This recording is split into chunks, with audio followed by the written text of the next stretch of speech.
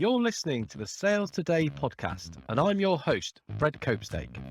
On this podcast, we explore how sales professionals can develop a more modern approach to selling, the application of virtual and hybrid selling techniques, how to create meaningful business relationships, and much more.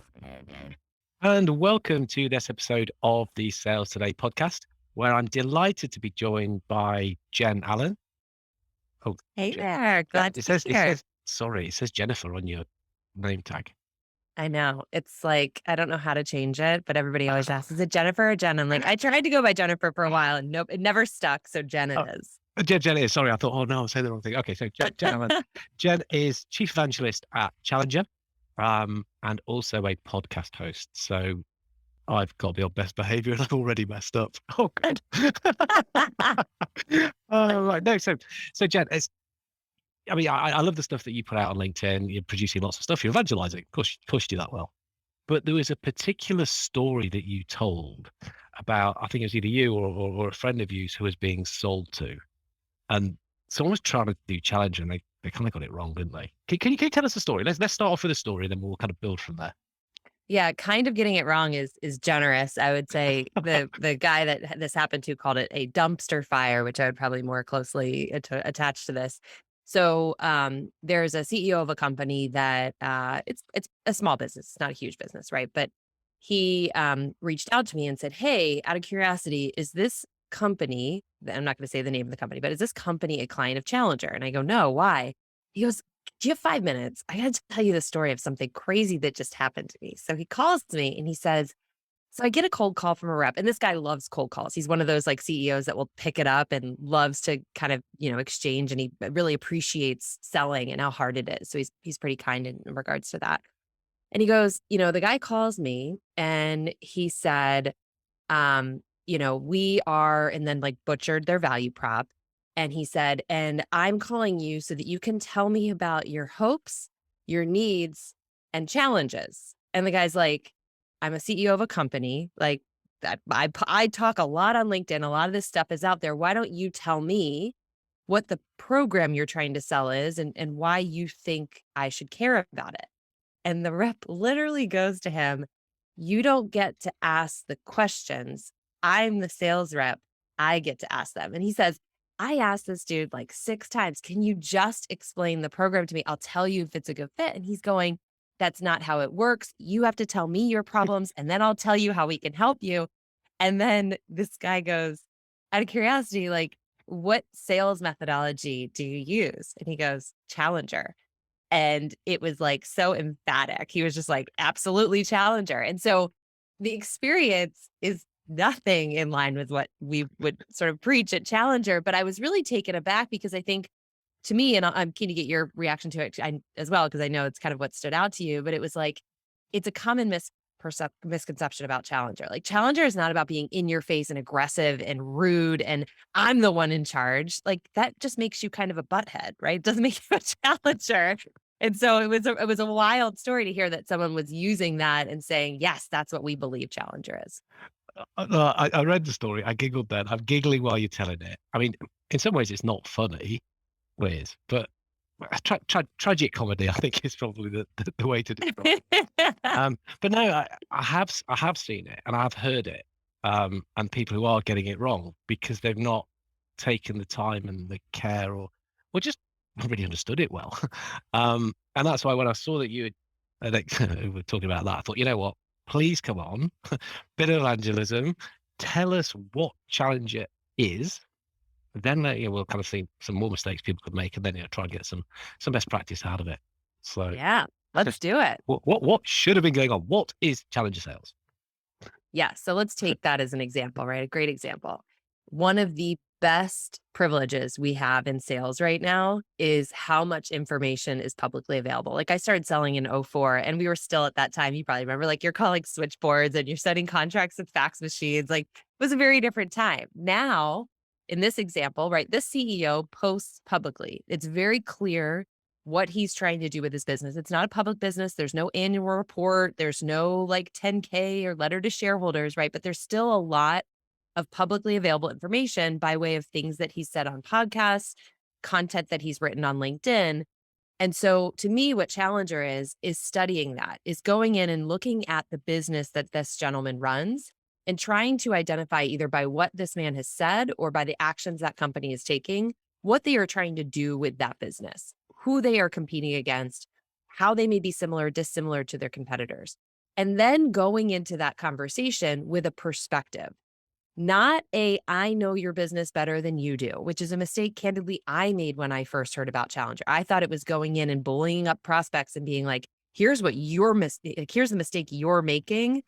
You just, again, like that's such a way to put someone on the defense. So to me, Challenger saying, here's what I understand about what your business is trying to achieve. Here's what I can observe not working within your four walls about how it looks like you're trying to achieve it. Now, out of curiosity, have you ever thought about how X impacts Y? Right. And this is the thing I think that a lot of people who just kind of passively read Challenger miss. I missed it. Again, it is not telling someone that they're wrong. It's building curiosity that provokes someone to say, that's a good question. Let me spend some time with you to learn more. I'm not convinced you're right. We're not going to win that battle in a cold call or an email. We shouldn't be trying. We're just trying to get someone to have that second guessing moment where they say, okay, this person has done clearly some research on my business and what I'm trying to achieve. They've got an interesting idea. I'm not sold just yet, but it's worthy of having a conversation about. That to me is how you engage in a cold motion on whether it's calling, emailing, whatever channel you're using to try to provoke curiosity from that buyer. Okay, so yeah, some new language here. So provoking curiosity. Um, yeah, you're not necessarily second guessing. And it's not about calling out their mistakes. It's not saying, "Hey, you shouldn't do it like that." Mr. CEO, who has been in business way longer than I've been alive, and yeah, I mean, oh, yeah, I get these mental pictures of what was going on there. Um, but I mean, did you think that this comes back to the name, the fact it's called Challenger, and so people are reading, "Hey, you must challenge the person on their thinking, on their assumptions, on their plans." Is it a victim Yeah. labeling? I It don't know. it's here's what's interesting. Not a lot of people know this, but when they were looking to name the book, they almost named it The New Relationship Seller. But then they looked at each other and they were like, no one's gonna buy this book. Like everybody already thinks they're a relationship seller. So it was intentionally provocative, but you're exactly right, Fred. Like there's a lot of people I've talked to who read the title and were like, great, this is my right to go be a bully. And this is the fodder I needed to make it sound like it's credible, right? Because hey, I'm just doing Challenger. And so I think part of the problem is people misinterpret the name Challenger as I am challenging a person.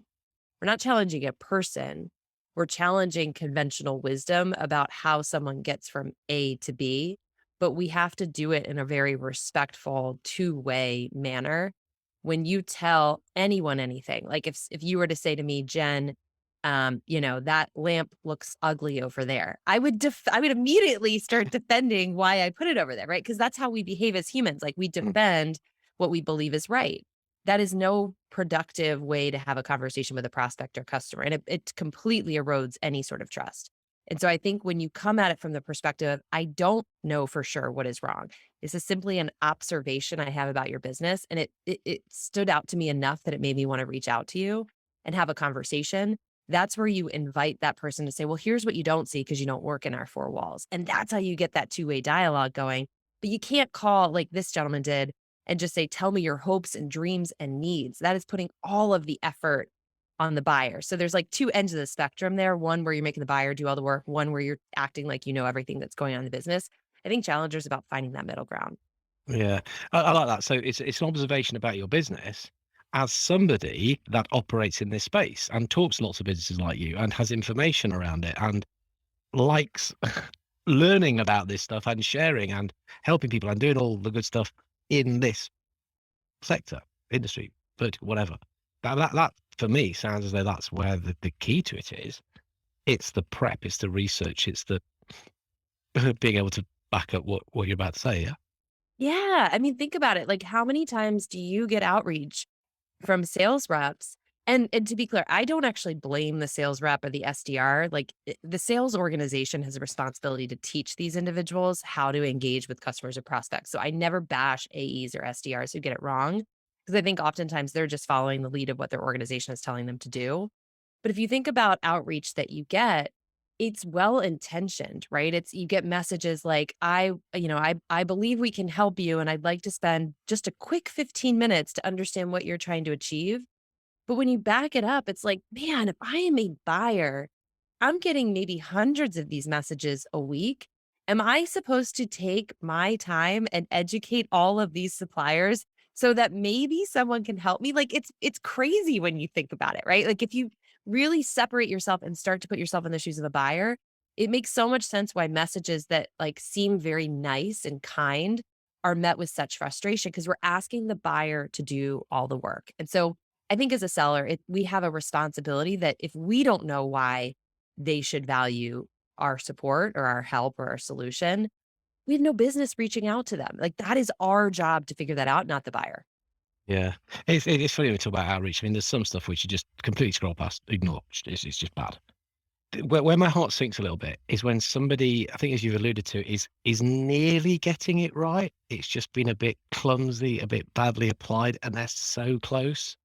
And the one I'm thinking of is like, yeah, you get it on LinkedIn. I mean, on LinkedIn, it kind of gets me because it's like, I'd like to learn a bit more about you and what you do. I see your intention, but Yeah. there's some pretty big clues around you. Is my landing page that bad? And I post that vague. Actually, some weeks when I put too many cats on, they are bad. But There's nothing it's wrong like, with why that. have you put that? I mean, my life is on there. Everything that I Yes. do, my whole business. You know, Right, it's and not how does business that make plans you on there feel? somewhere. Like, you're so frustrated by it because you're just like, it's right in front of you, and it completely degrades the credibility, right? And I think one of the things we as sellers have to remember, and this is especially true if you're a younger seller or new in your career, even if you don't have 20 years of experience, you still know more about the problem your company solves than that executive likely does. The problem is how you convey that, right? Like, you need to have the confidence to recognize, like there was a story, I talk about this a lot. There was a CIO that this company was selling to, and the head of sales was joining the rep on a meeting, and he went in and did exactly what we just talked about. Said like, "Tell me about what you're trying to accomplish." And the guy looked at him and said, "Look, you talk to more CIOs in a week than I talk to in a year. I have the expectation you should be telling me what I should be thinking about, right? Like that's why I invited you in here because you work for a really reputable company. I thought that was the experience you're going to deliver." And I think sometimes there's this like mindset that, oh, if I'm passive, if I'm like a servant and I just tell me what you need and I'll serve it up to you, like that's what the customer wants. It's just it's not. They wanna be taught. They want smart stuff. They want good insights. This is the kind of stuff I think they would love to be spending their time on, but they're fighting fires like everybody else. And so I agree. I think it's just like it's so well intentioned, but I think it fails to put the buyer at the center and realize what that experience is like for them. Yeah, no, it's interesting. You talk about servant and the balance is tipped there, what you described to being subservient almost. And it's like, I'm here just beck and call and no, you can serve to lead. I mean, that's what I quite like. So it's, no, I'll lead you. If you need leading, if you need taking by the hand, I'll be guiding you down the steps. So what you have to do to buy my stuff, I can do that. If you're pretty comfortable in it, okay, well, I might push back on some of the stuff that you're saying just to make sure we're making the right decision. Now we're getting a challenger realms, aren't we?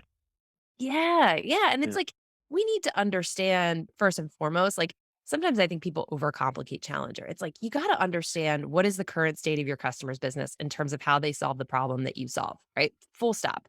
How do they do it today? They're getting the job done. Maybe it's not great, but it's good enough because they haven't called you. And so you've gotta understand that first and foremost, and then second, you've gotta look at and say, what would be the reason to change, right? Like, what would be the reason to disrupt status quo? And I talk about this a lot, but like better means nothing, especially right now. When there's an uncertain market, everybody has a better way of doing something. There's a better way of doing 99% of the things I do in my life, but I stick with what I'm doing because what I'm doing is good enough. And so we as sellers have the responsibility to show someone why to second guess status quo. And it has to be sizable. It can't be just because there's a better way of doing it. And so when you enter into a conversation like that and you've shown, to your point, I've done the research. I've observed what it seems like your company's trying to do. Share, tell me if I'm missing anything. But now listen, like here is an interesting thing we've observed by working with other clients around how getting from A to B actually falls short even though logically that path makes sense. And that's where we as sellers have to bring the institutional knowledge that's not just in our own heads, but as collectively as an organization to say, we know things. If we're selling to K through 12, we've sold to, school superintendents before. What do we know that they believe? And how can we observe that based on what they're putting out there? Couple of really interesting things in well, loads of interesting things in your language. But something you've said a couple of times now, which is second guess. It's about second guessing. Now, for me, that's kind of implying that you might not be right. Right. But hey, doesn't matter, might be as well. And that sounds like by adapting that mindset, you take a lot of pressure off yourself. It's like, I'm just going to second guess, or I want to just throw this into the pot, just something for us to chat about. And that could be enough, again, to stimulate and to promote the discussion. Oh, Have I man. interpreted that correctly? I love that how you just described that because that again was a big mistake I made. I felt like Challenger meant when I first heard of it, I have to go in there and be 100% sure and I have to convince them they have a problem. And then it was like a vendor customer relationship, right? Like they knew exactly what I was doing. It is so freeing to your point to go in and say, I'm not 100% sure I have this right, but there's this, and this that are evidence to support it. And what I'm interested in is having a conversation with you about it because I'm sure there's stuff I'm missing, but like, let's actually dig into it. Cause I think, the experience that we bring and work with other organizations may have something of value to add to how you're thinking about it. Right. And I think to your point, it kind of frees the like anxiety of going in and feeling like you have to land the right thing. Like we just want to be able to go in and have a smart conversation like that. To me, when I figured that out in sales, as stupid and simple that it is, I was like, man, this job is actually really cool. It's not about winning every conversation. It's perfectly fine to walk away and say, you know what? You shared something with me that makes me believe differently about your business. That's okay. And we shouldn't treat everybody like everybody should be a customer. That's funny. How did you do today? I won 4 conversations. How much stuff's in your pipeline? Well, none, because I don't want to speak to me ever again. I won though. I won. My activities look good. Yeah. No, it's funny. And then the other thing here, you said, the institutional knowledge. We know things. Like, we know things. We want to share things. We want to help you do things. Not we've got things that we want you to buy. We know things. Let's start off on this. Let's share stuff. Let's discuss, and let's see where we can go with this. Yeah, I mean, think about it. Like, again, sales is often overcomplicated. Just as humans, when someone gives you a really great idea, what do you want to do? You want to go tell a bunch of other people about that idea. Like, we as humans love to be the conduit of great insight. And that's all sales is. It's the exchange, to me, exchanging really great ideas that remove cost, risk, frustration from the stuff that we have to do every day from 9 to 5 or 8 to 5 or whatever your hours are. Like, remember that people get really activated by great ideas and they want to share them. And that's essentially what we want, right? We want that customer to then hang up with us, call their boss, call their teammates and be like, listen to this great idea I heard. And then when it comes time to, well, how do we do that? Logically, they're going to bring you back in to talk about that. Like there's sort of a faith system I think we have to have that like if you do a really good job illuminating the problem, giving them a great insight on how to solve it, they are naturally going to want to bring you back into that process. It doesn't mean you automatically win it, but I don't think that's what Challenger is about. It's like how do you up your odds of winning? It's not a guarantee. You still have to win, you still have to have a great solution, you still have to have all these things. But I think that's the stuff that typically organizations are a bit stronger at. It's how do you get someone to pull you in and put you at the top of their priority list, and to me, insight's the way. That's such interesting insight into the human psyche, isn't it? We do love sharing stuff. The first person to share the picture, the first person to tell somebody about something, get a bit of news. Oh, look, such and such has happened. We love it. It's kind of how we're built as humans, isn't it? So Yeah, you set somebody up to do that on your behalf. Let them be the hero. Let them be the person who's then taking the glory for knowing this sort of stuff. Get over your own ego and then let them start doing the job for you. It's kind of what you're saying. absolutely. And you said something so important. This is something that I never really thought intentionally about. Bilal Batrawi is someone I love following on LinkedIn. I think he's super, super smart, great guy. And he's used that same term as well, make them a hero. Like if you go in and you say, this is how, here's our idea, and this is how we helped an organization do this. The hero of that story is us, not the customer, right? But the customer is the one that has to do all of the work. They're the ones that have to put their political capital at risk. They're the ones that have to ask for budget, build a business case, do all of this stuff in pursuit of buying what you sell. And so I love your language there because it really is about telling a story where that customer becomes the hero, not that we come in and save the day. Because frankly, we have the easy job, I think. Like sales is hard for sure, much harder to buy than it is to sell. Interesting you say that. That's what people in procurement say. And when I share this with salespeople, they go, no, no, they're wrong. It is everybody thinks the other person's got a harder job. So it's like, well, okay. This is why you should listen to podcasts, folks, because the people actually tell you it's not the case. Um, no, it was certainly make them they're the center of the story. Oh, there's so much around hero and hero's journey and all that kind of stuff. But again, another thing you said there, political capital. Well, talk to us a little bit more about that. Oh my gosh. I mean, I was involved in a purchase at our organization a few months ago. And it wasn't a big purchase. It was a sales tech purchase. But I interacted with this guy, thought he did a phenomenal job. And I was like, you know what I want to do? I want this solution. So I'm going to socialize. I'd never done it before. I had no idea how to buy. So I take it back to some people, right? And I immediately get hit with skeptical questions and why our current process for solving the problem was good enough. And there's a moment that you have as a buyer, and granted, I'm not a, long-term buyer. There's a moment you have where you're like, how worth it is it? Like, how worth it is it to me to solve this problem in a different way? Because now two things are happening. One, I'm having to have a ton of sidebar conversations that have nothing to do with my job and my goals and my objectives. And two, I'm fighting with people with C in their title to try to show them why they aren't looking at the problem in the right way. So that is a risk to my political capital if I say the wrong thing and I, piss off the wrong person by offending the way that they're looking at the problem. And that it was for a very small solution, right? Like I think people who sell like CRM systems and ERP systems, like you have to go in and move the Titanic. Mhm. And so I know for a long time we've always looked at that as okay, that's a huge risk to political capital. But again, this purchase was small. It wasn't significant. But that political capital risk, I think, scares and freaks out buyers because they know, especially in times like these, there's already a ton of uncertainty. I don't want to put my name out in a really bad way. And I think sometimes as buyers, we forget that because or excuse me, as sellers, we forget that because we're so excited about our solution. We've seen how well it plays out before, but that buyer hasn't. Yeah, and of course, for every person, they've got their own set of not challenges, or threats, if you like, or that danger, if you like. You say for you, it's like, hang on, I'm now talking to these people in my own organisation. If I get this wrong, oh, I could be wandering around with this over my head forever, you know. Oh, but we kind of sometimes are programmed to, yeah, we get it. It's big for the CEO. They're going to have to do this. We got all the arguments or case studies or things to help them, but it's all your contacts, everyone in the DMU, they're going to have some kind of thing we're going to have to help them with, or to de-risk for them, I suppose is a better way to put it. Yes. And if you think about it, anytime you are bringing in a solution, it is more often than not replacing how something already gets done. And how that thing gets done many times is as a result of somebody in your business deciding to do it that way. So you will ultimately be very likely to be at odds with that person because they are motivated to protect status quo, right? This is what I ran into at our company.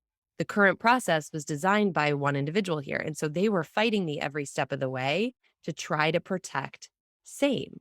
And now in this instance, like it wasn't my boss, it wasn't, our CEO or whatever the case may be. And so I felt comfortable doing it. May I have felt as comfortable if it was the CEO who had implemented that process? I don't know. Probably not, right? Like, do you really want to go at odds with someone? Sometimes you do, but I think that's to your point about political capital. Like, there are a lot of risks that we don't appreciate that status quo is because somebody in the business decided to do it that way. And I think the instances where everybody's aligned on like, let's change this are so few and far between. Protecting, say, again, I'm like, seriously, cool. You'll be hearing me do a webinar in a couple of weeks time. That's right. That's some really cool language, some cool little sound bites you've got there. Can't imagine where you got them from. No, it's very cool. Okay, so we could talk about all the things people should do to get it right, but come on, everyone loves howlers, don't they? That's why we watch bloopers on telly. We like like stuff when people get it wrong. What else can go wrong? What can people do wrong here? Let's talk about some of the disasters, dumpster fires. Yes. I'm going to use that Yes. too. Oh my gosh, there's so many and we have so little time. So the The first one is by and large is misinterpreting constructive tension. So constructive tension is building constructive tension around the size of the problem, not building person to person tension. So a difference would be me sending an email or doing a call and saying, you are losing sales because you are training people on old school methodologies and your process is broken, right? Like nobody, I don't care who you are, likes being spoken to like that, right? Instead, and this is again just playing off the same example of what I sell, the difference between that and saying, as we've continued to study how buying has evolved, one of the new emerging competitors that lots of companies are underappreciating is no decision and status quo.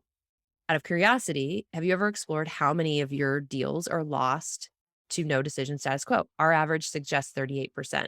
Is it worth exploring some of the ways that companies have dropped that number down, right? So there's a couple things happening there. One, I'm expressing curiosity sincerely, not just using curiosity for the sake of using the word curiosity, but I'm asking a question that I can't find the answer to as an outside party. And two, I'm actually inviting like the conversation of would it be worth? Like I would love to imagine that everybody has a status quo problem, but not everybody does. I should be able to observe the likelihood of that as a bystander. But I'm basically seeding a reason for that person to look at their own business and say, what is our number? Right? Like maybe I know it, maybe I don't. But that's the reaction I want. I want someone thinking about their business, not ours. And I'm building tension around if you don't know the size of that number, you probably should, right? So it's a really subtle application of tension, not you're wrong, you're training people on old methodologies. All of that just puts my defenses up. So that's definitely first mistake. So just before you go on to number two, so there's an interesting thing here that again I've heard it a couple of times in the way you've been describing stuff. This outside looking in.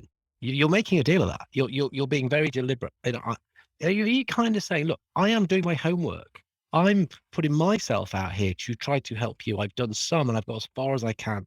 Now help me help you. Yes. Very Yes. deliberate. Yeah. Yes. And the one thing that it makes me cringe when I see it is when sellers feel the need to say, I've been reading your 10K or I've been reading your annual report or I've been whatever. It's like, you don't get brownie points for doing your job. Cut it out. It's fluff. Like, obviously, they're going to know you must have looked at something to be able to come with this hypothesis. But I think we have this tendency to be like, see, look, I did my job. And people don't care. It's an expectation. It's not like a reward that you What's the American expression? What are you expecting? An attaboy. get. Is that the right expression? Have I used that correctly? Yes, 100%. Every time I see it, I'm like, "Kill it." It's just unnecessary words. Just get to the point. So, yes, it's that outsider looking in, and I think what at least my mindset in the beginning was, if I go in and I land a really powerful punch and I tell them that they're wrong, they're gonna be like, "Man, is she smart?" In reality, it was like, "Man, is she naive?" Like, how naive is this person to look at a really complex business problem and think she has the answer without ever spending a day talking to a single one of us? I got that really, really wrong in the beginning. And so I think to your point, yes, I'm very intentional about being like, I'm an outsider. I don't work there. Here's just what I can observe, but let's have a two-way conversation. Tell me what I'm missing because I'm sure there's something. And getting the conversation going. Cool. Okay. Right. So I interrupted you. No, it's fine. Then there's another one you're going to give us. Another. Yes. The Thing to get second from. one is what you teach about. This one, like, is the bane of my existence. So I'll work with really, really well-intentioned sellers, and they're like, "I'm commercially teaching." I'm like, "Great, let's hear it." And they teach all about the ROI of their solution and how much time it will save and how much money it will save. And it breaks my heart because I know they believe that they're doing it the right way, but all that is product and solution pushing, right? Commercial teaching is not about making the customer learn more about your business. It's about helping the customer learn more about their own business, right? And the degree to which you can illuminate a problem, the degree to which you can expose an underappreciated risk, or just, hey, this is the way we've always done it. This is what we assume our only option is. When you hit on those things, that's commercial teaching, right? It's exposing a problem in that customer's business in a really meaningful way. And so it's an exercise I run a lot with sales teams. It's my favorite thing to do, which is like go and have a conversation with your customer without ever saying the name of your product or your service. Can you do it? And honestly, a lot of sellers struggle to do it. And again, I do not fault the seller. because you think about the experience of a seller in an organization, and more often than not, it's like, okay, here's your laptop, here's your, Slack, and now sit through 2 weeks of product training. What do we think people are gonna go and talk? They're gonna talk about the product. That's all they know, right? Like, I would love to see an organization say, before we ever train you on the product, the solution, you're going through like a customer acumen boot camp. Like, you're gonna learn what it's like to be a head of HR. And you're gonna learn all the things that are quote unquote important priorities. You're gonna learn about how they currently solve them today. You're gonna learn about the interconnectivity of those things. Like, that's our responsibility as sales organizations, is to teach people that. Otherwise, they're just going to go out and be, robotic around what we've told them to talk about, which is our stuff. I think it's funny enough, I was just talking about this morning on a webinar I was doing. I think the balance is wrong. So you taught me about that for 2 weeks, and then sales training was 2 hours. Okay, so that must be what I then talk about. But it's the people who are delivering the product training are passionate about the product because they built it and they're looking at it from an internal point of view, and all the bits that make it whiz and flash and do all the stuff it does, they're fascinated by. Right. Yes. Nobody in the outside world cares. but that's what you think you have to talk about, because that was delivered with such passion and such intensity, and you're told it's so cool. Yes, that's Yeah. exactly it, isn't it? Customer acumen boot camp, though. I would sign up for that. Me too. I would have loved to have Definitely. had that. No, I'd sign up for it now. Tomorrow. Get me on it. Is that, I mean, again, I'm seeing a slight detail. Is that Sure. something that you find with people that are a little bit more experienced in sales and are kind of almost like got over themselves a little bit, that they realize that, you know what, I don't know everything. And the more you can teach me, the more I want, the more I want to learn. And, I'm genuine. I would sign up for something like that. It's so funny you say that. I just wrote a post about this yesterday. Like, Oh, there's this whole like sales expert language that it makes me cringe, because how do you become an expert at something that moves as quickly as sales does? Like, sales is changing all the time. I don't think you could call yourself a sales expert, right? And I think what really draws me to people is people who are just like absolutely insatiable learners, and they know that just because something worked last quarter, last year, doesn't mean that it's going to continue to work. And they constantly study the art and science of sales. Like, there are so many people out there that I think do this really, really well. And I agree. I think it's, if you get to a point where you think you have nothing left to learn, get out of sales, because you're right on the cusp of failing. Like, I don't think there's something that's going to work for the next 10 years. I think how we sell next year is going to look different from how we sell today. And continually learning and revisiting assumptions, I think, is really important. right. It is. I was interrupting you. We've got 1, 2. Good things come in threes, don't they? Power of three. We'll go for that. The third thing that people potentially doing wrong. Yes. So the third one would be, and this goes back to the skill of taking control. People interpret taking control as telling someone what to do. Don't think we should do that. What taking control actually means is, we use this for or phrase here called commercial coaching. Put more simply, commercial coaching is simply helping a customer realize, hey, I know you might be really excited about this solution. Like, maybe we just did a demo and you're popped up on it, but you have more information than everybody else in the business. And if you take this solution back to the 10 or 11 other people who have to say yes to this, you will be met with lots of, we don't need to do this right now. There's other ways to use this budget. So backing that prospect up who's very excited about your solution and wants to shop it around, taking them through a coaching element, which is to say, first and foremost, we've got to get everybody on this buying team to agree that this problem is the most important problem to face, right? I don't necessarily see sellers doing that as much as they probably should, simply because like this whole idea of like consensus buying or decision making by committee is just continuing to increase rapidly. And it's easy. Look, I've fallen into the trap. You get a senior stakeholder who's really excited about your solution. They want to take the solution around. It's hard to say no to that, right? Because you're like, man, this could move fast. They're senior. But just because it's like, I could have a chief sales officer who still needs to get his VPs on board, who still needs to get her CFO on board, her CEO on board. And I think sometimes we can get lost in like the title fancy of, well, they're the right buyer. They still have to get all these other people on board. So taking control to me is, how do you coach your prospect to actually slow down a bit so that they don't get burnt by like inability for the group to agree that this is even the right problem to solve. Again, another interesting thing. So much of selling is counterintuitive, isn't it? It is. What are we gonna do? Slow them down. What? They want to go and talk to everyone. No, no, we don't want to do that yet. Oh, you crazy, Fred. We don't know. Slow down, speed up. Yes, it's patience, right? It's like if Uh, you do the right things and you're patient, good outcomes will come. Like when we act in desperation, and again, I've done this. Like you get, you have those like goose egg quarters. You get to the end of the quarter and you're like someone's interested. Like let's just go, take the solution and shop it around. How often do we win those? Like I would say I am batting almost zero on those situations because it's never an easy. Like what I sell is not an easy thing. It's disruptive. So I mean, maybe it's different if you're just selling a widget. Goose egg quarter. Those are fun. Oh, another one. I love learning new language. um, cool. So I mean, we're kind of doing what people get wrong and a little bit how to fix it as we're going along. But any other things then, any other stuff that we've not talked about, you think, look, if I'm on this podcast, people have got to take this stuff away. Here is a real key way to start getting your challenges selling right, if that's the route you think you're going to go. Yeah, I mean, the two things I would say are so important are be a student of your customer's business.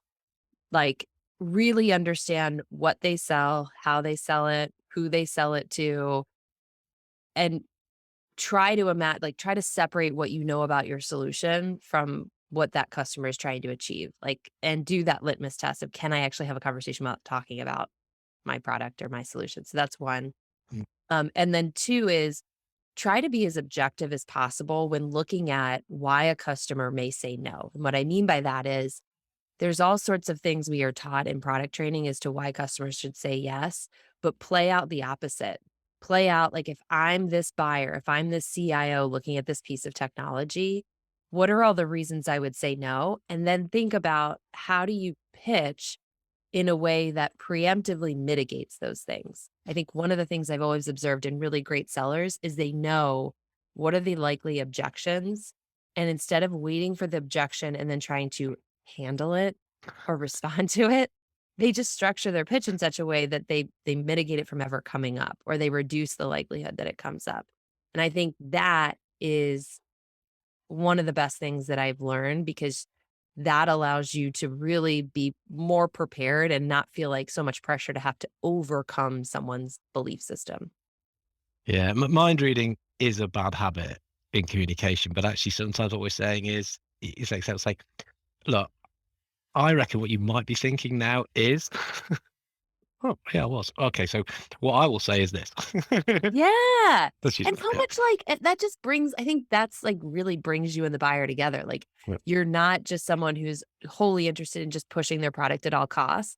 Like you can say, like I say this all the time with Challenger, like you might say, this is more expensive than what we're doing today. And that's probably problematic. Like you're thinking about how do I have to go to my CEO and defend switching what we're using to this?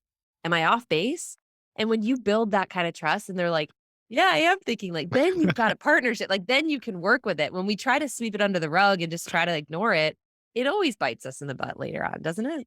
Yeah, no, I think that's good. And again, go back to the other one, the student of a customer's business, the what, why, when, where, who, how, what do they do? Why do they do it? How do they do it? Before you have the conversation with it. They aren't questions for the conversation. Anyway, tell me, what do you guys do? For real? Oh, no. Going back to what we said right at the beginning. Yeah. Yes, and if you're a manager and you're prepping with a new seller or an old I don't care how long you've been in sales, like, those are questions I think every manager should be asking the seller so that if they haven't done the homework, they don't find that out on the call. Like, sales management, I think is one of the toughest gigs out there. Mm, But, like, those are the types of things to make sure your person has actually spent the right time being a student of that customer. yeah. Oh, Jen, so much cool stuff you've shared. The tragic comedy story to start with, and then some ways to make sure that we can't, or we don't fall into similar sort of traps. Um, oh, dumpsters. Dumpsters on fire. I can't get it out of my head. It's We don't it's even use that such word here. Really? It's a skip. Right. Okay. No, serious part. So where can people get in touch? How can they get in touch with you? Best way? Yeah, so LinkedIn is I love LinkedIn. So Yep. DM me on LinkedIn if you want to talk more about this. I love having those conversations. And then every Tuesday, we release a new episode of Winning the Challenger Sale. Um, this is kind of like my absolute love project because I think as we've talked about today, there's a lot of people who read the Challenger Sale. There's a lot of people who like know what it is, but knowing what it is and doing it are two very different things. So I get the opportunity to bring in people that think like challengers and pick their brains on like, how do you run a group meeting? Like, how do you approach discovery? How do you write an email? And really break it down into more relatable things than simply what you find in the book about what challenger is, and more so about how you do it. So two Yeah, so places. proper tactical, do that. So, well, we'll pop links to both those, your LinkedIn Thanks. profile and that, because yeah, tactical, go and do it like this stuff, which is I think you shared some really great stuff today.